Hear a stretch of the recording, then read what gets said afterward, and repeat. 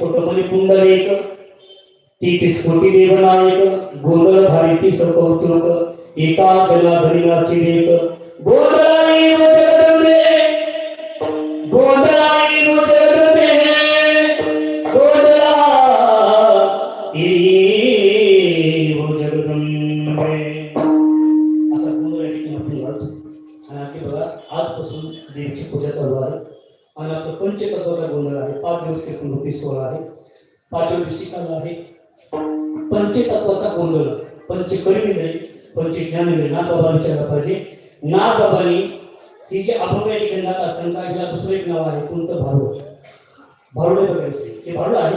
नागबाबांनी काही अभंगाची रचना केली. अभंगाची रचना करत असताना त्यावेळेस काय केलं नागबाबांनी तुम्हाला आम्हाला वारकरीचा चाल देण्याचा प्रयत्न केला. ऐका माझ्याकडे लक्ष द्या फक्त माझ्याकडे 10 मिनिटं राहिले.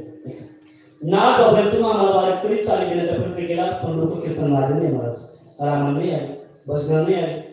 मग जिकडे ते वाजता काय वाजता कंटन तिकडे वाजता लोक तिकडे जाऊ लागले महाराज.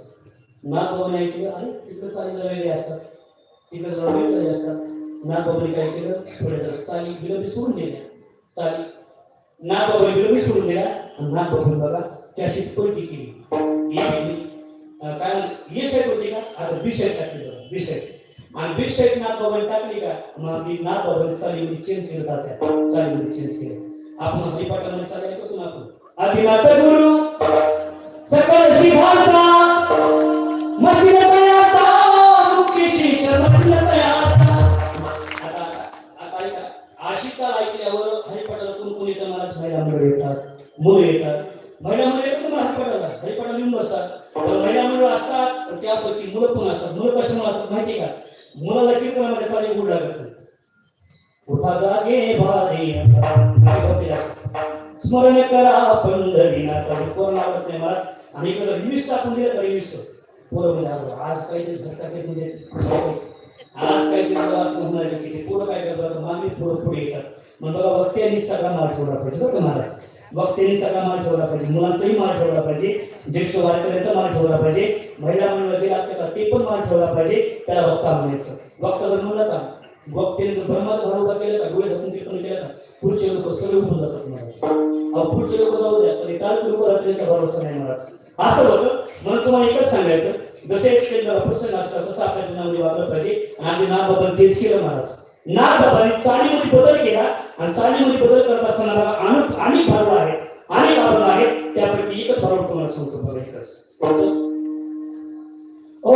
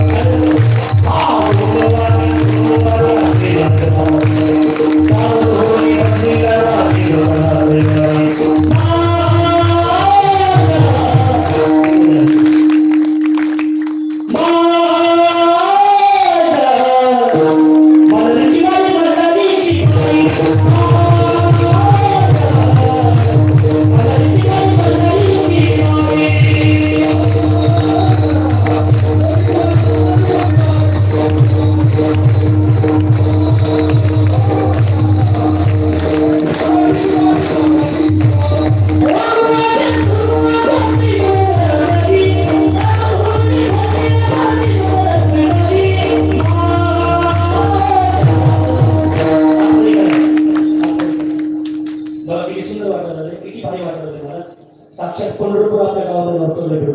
पंढरपुरामध्ये एवढा आनंद नसेल वाळवंटामध्ये जो सप्ताहाचा बघा आनंद असतो का नामदेव कीर्तन करी पुढे देव नाचे पांडुरंग एवढाच आनंद आपल्या बीडमध्ये आहे महाराज.